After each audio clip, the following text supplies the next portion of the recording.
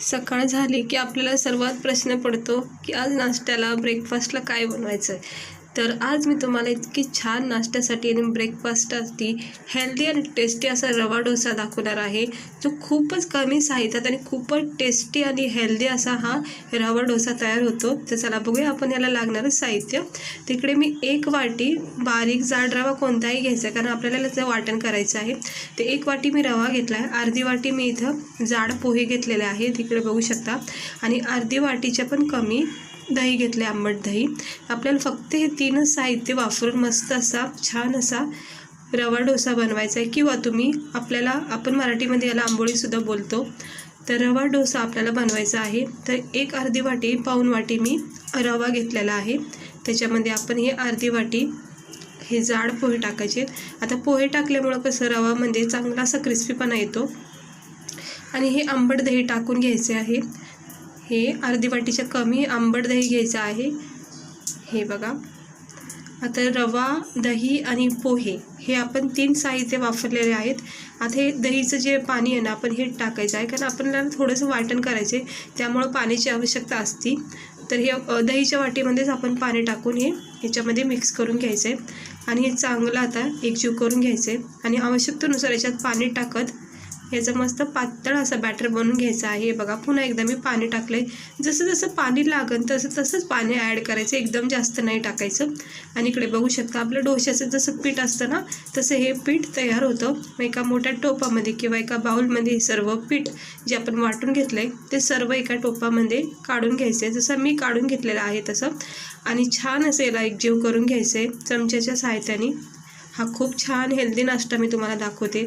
मसाला डोसा, तांदळाचा डोसा आपण नेहमीच करतो, पण न तांदूळ भिजवता, न तांदूळ वाटता, झंझटच नको. आपला साधा सोपा मस्त सिंपल पद्धतीने रवा डोसा बनवून खायचा, खूप छान लागतो. आता याच्यामध्ये चिमूटभर आपल्याला मीठ टाकायचं, जास्त टाकायचं नाही आहे, चव येण्यासाठी चांगली. नाही तर काय होईल, फिका फिका लागन तो आपला डोसा.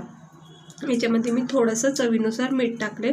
आणि इकडे बघू शकता, आता आपले बॅटर जे आहे ना, पातळ दिसते तुम्हाला रनी. तर आपण हे थोड्या वेळाला रेस्ट देणार आहोत. मग त्याच्यानंतर याच्यामधला जो घटपणा असतो ना, म्हणजे रवा कसा असतं, रवा फुलला जातो पाण्यामध्ये आणि ते पाणी सगळं सुकून घेतो. आता हे बघा, आपण 10 मिनिटांनंतर याला बघू आपण. इकडे बघू शकता, तर 10 मिनिटं झालेत.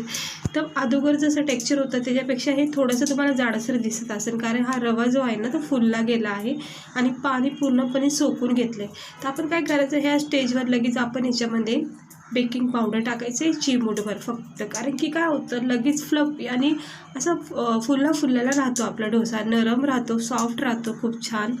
आणि पोह्यामुळं त्याच्यामध्ये थोडा क्रिस्पीपणासुद्धा राहतो. तिकडे बघू शकता, बेकिंग पावडर टाकल्यामुळं किती छान फुलला गेला बॅटर.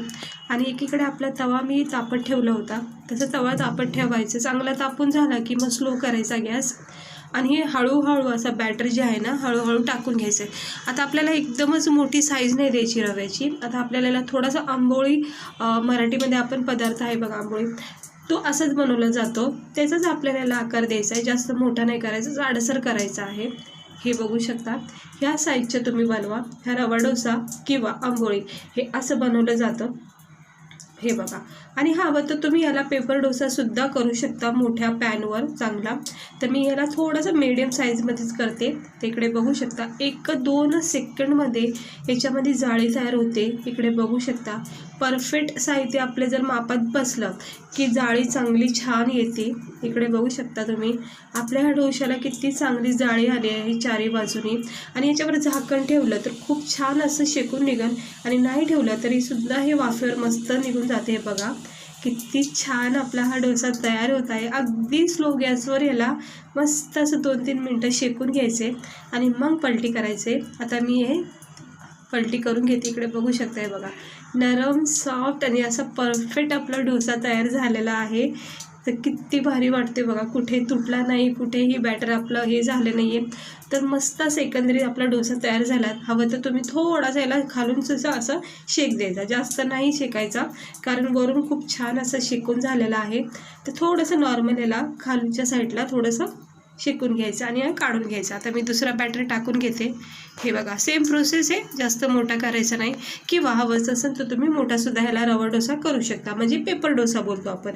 तर बघा ह्यालासुद्धा किती छान जाळी आली आहे आणि 1-2 मिनटातच, 1च मिनटामध्ये स्लो गॅसवर खूप छान असा क्रिस्पी डोसा तयार होतो हा. इकडे बघू शकता याचा कडकपणा तुम्ही बघू शकता. हे बघा किती सहजपणे आपले डोसे तयार व्हायला लागलेले आहेत. तर झटकीपट तुम्ही सकाळच्या म्हणजे घाईच्या वेळेसुद्धा हा डोसा ना तयार करू शकता. फक्त रवा, दही आणि पोहा घ्यायचा आणि चांगलं वाटण करून 10 मिनटातच हा डोसा तयार होतो. आता हे मी सर्व करून घेते. हे बघा आता पुन्हा एकदा मी बॅटर टाकून घेतलं आहे आणि छान असा हा डोसासुद्धा तयार झालेला आहे. फक्त आणि फक्त अर्धा 1 मिनटातच हा डोसा तयार होतो स्लो गॅसवर. हे बघा, किंवा ही आंबोळी तयार होती खाण्यासाठी. तर मस्त असे परफेक्ट डोसे झालेले आहेत आपले. आता मी एका प्लेटमध्ये गरमागरम या थंडीच्या दिवसामध्ये सकाळचा गरमागरम आणि हेल्दी नाश्ता खाण्याची वेगळीच मजा असते. आणि खूप छान आहे हे डोसे, एकंदरीत इतके हेल्दी आहेत कारण आपण याच्यामध्ये पोहेसुद्धा वापरलेत, रवासुद्धा वापरलेत. जसं रव्याचं आपण उत्तम काय बोलतात त्याला, अप्पम अप्पम वगैरे ते बनवतो.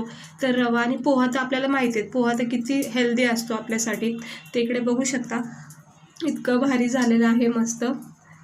आणि ही चटणी जी आहे, ही खोबऱ्याची चटणी मी जस्ट बनवलेली आहे, पण मी याचा व्हिडिओ दाखवला नाही.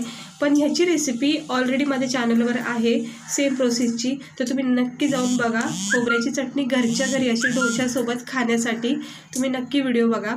तर मी ही बनवलेली आहे आत्ता खोबऱ्याची चटणी, कारण मला आज डोसे बनवायचे होते नाश्त्याला, त्यामुळं चटणी वगैरे मी सगळं बनवलेली आहे. आणि इकडे तुम्हाला मी दाखवते हा आपला रवा डोसा बघा किती चांगला झालेला आहे. तुम्ही बघू शकता इतका छान नरम लुसलुशीत सॉफ्ट असा रवा डोसा तयार झाला आहे, किंवा आपली आंबोळी तयार झाली आहे खाण्यासाठी.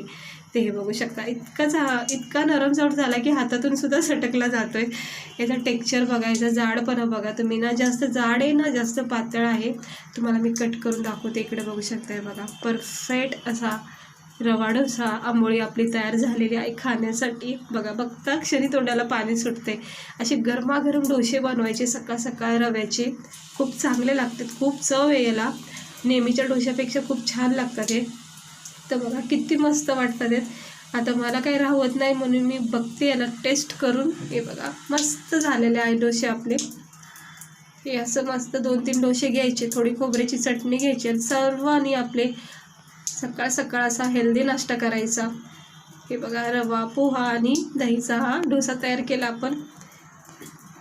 खूप छान झालेले आहे. चटणीचा फ्लेवर इतका भारी आला आहे मस्तपैकी, आणि डोशाची तर वेगळीच बात आहे, किती मस्त लागतो आहे हा डोसा. याच्यामध्ये दहीचा एक थोडासा नॉर्मल आंबटपणा पण आला आहे, आणि पोहा आणि रवा खूप छान असं वाटतोय बघा. मला तर राहत नाही, मी पूर्ण 2-3 बाईट घेतलेले आहेत. तुम्ही पण या सगळे खायला आणि नक्की हा ट्राय करा. थंडीच्या दिवसात असे हेल्दी नाश्ता नक्की खाल्ला पाहिजे. लहान मुलाला सुद्धा तुम्ही 2-4 डोसे असे बनवून टिफिनमध्ये अशी घडी करून देऊ शकता, सोबत केचप किंवा अशी खोबऱ्याची चटणी बनवून तुम्ही देऊ शकता.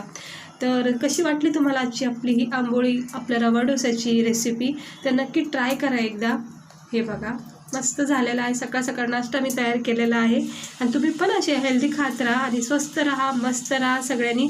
तर चला भेटते मी तुम्हाला पुढच्या एका नवीन रेसिपीसह. तोपर्यंत मस्त